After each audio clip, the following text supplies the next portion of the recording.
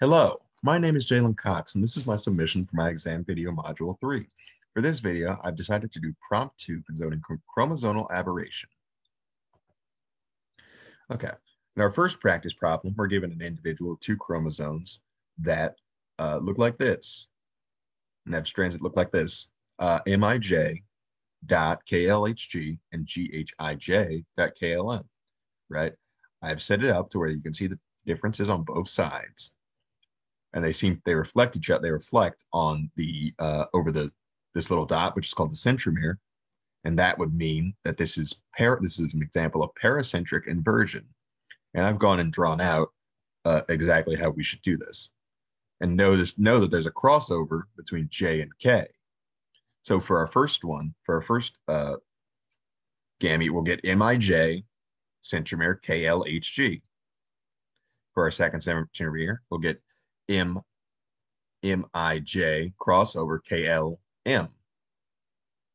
For our third centromere, we'll get MLK JIHG.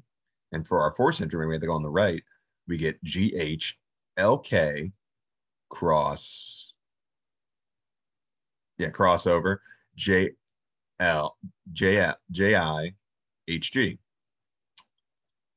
And only half of these gametes is viable because the other half repeats letters, which you cannot do. So those two are viable, and these are not.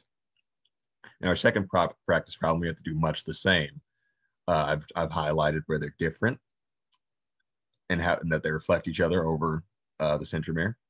So this would also possibly be an example of paracentric inversion.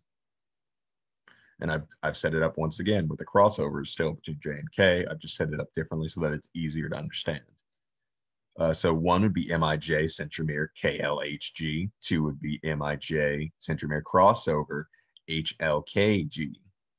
Three would be MIJ crossover KLHG. And four would be MIJ centromere HLKG. And none of these repeat, so they're all viable, which means that this organism has a higher fitness.